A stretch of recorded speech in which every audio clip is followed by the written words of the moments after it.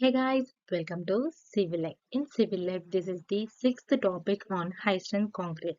Let us see what is high strength concrete, methods, advantages, disadvantages, and applications of high strength concrete.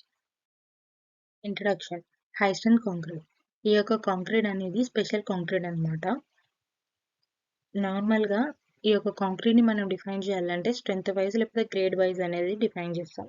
Strength అంటే more than 50 MPa ఉంటే దీన్ని high strength concrete అంటాం. దీని range అనేది 50 to 100 MPa ఉంటాయి. Suppose 100 to 150 MPa range ఉంటే దాన్ని ultra high strength concrete అనేది అంటాం.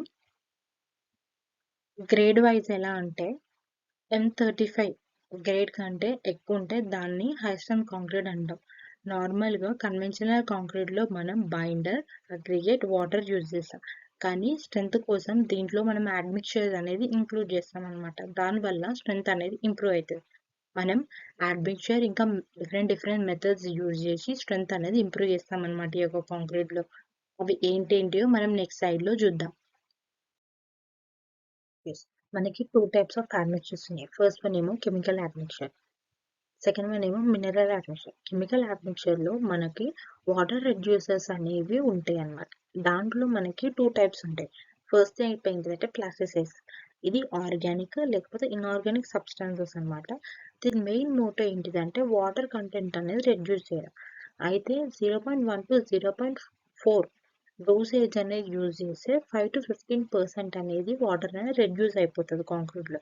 ఈ యొక్క వాటర్ అనేది రెడ్యూస్ కావడం వల్ల స్ట్రెంత్ అనేది ఇంక్రీజ్ అవుతుంది. సెకండ్ వన్ ఏంటిదంటే సూపర్ ప్లాస్టిసైజర్. ఇది కూడా ఆర్గానిక్ లేకపోతే ఇన్ఆర్గానిక్ సబ్స్టెన్సెస్.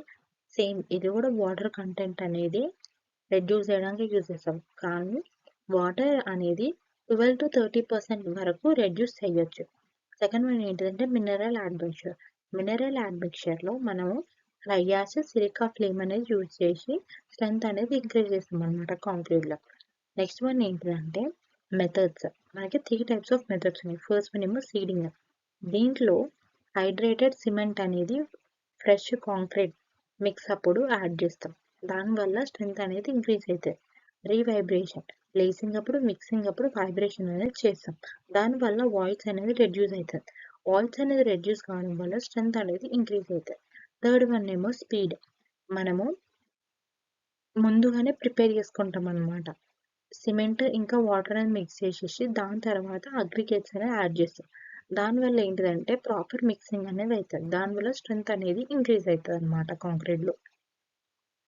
అడ్వాంటేజెస్. సిమెంట్ అనేది తక్కువ యూజ్ చేయడం వల్ల కార్బన్ డైఆక్సైడ్ అనేది రెడ్యూస్ చేయొచ్చు. ఈ యొక్క కాంక్రీట్కి స్ట్రెంత్ అనేది ఎక్కువ ఉండడం వల్ల లోడ్ అనేది రెసిస్ట్ చేస్తుంది. మోడలస్ ఆఫ్ ఎలాస్టిసిటీ ఇంకా స్టెబిలిటీ అనేది ఎక్కువ ఉంటుంది. డిఫ్లెక్షన్స్ అనేది రెడ్యూస్ అయ్యొచ్చు. సర్వీస్ లైఫ్ అనేది ఎక్కువ ఉంటుంది ఎందుకంటే స్ట్రెంత్ వల్ల. మెయింటెనెన్స్ కాస్ట్ అనేది కూడా తక్కువ ఉంటుంది. పర్ఫార్మెన్స్ అనేది నార్మల్ కాంక్రీట్తో కంపేర్ చేస్తే బెటర్ అనమాట ఈ యొక్క కాంక్రీట్లో.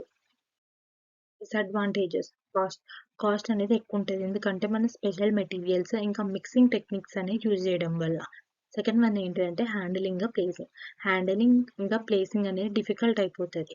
ఇంకా స్కిల్డ్ లేబర్స్ అనేది ఎక్కువ కావాలి. థర్డ్ వన్ ఏంటిదంటే risk of cracking. Risk of cracking అనేది ఇంక్రీజ్ అవుతుంది ఎందుకంటే ప్రాపర్ క్యూరింగ్ ఇంకా హ్యాండిల్ అనేది చేయకపోవడం వల్ల.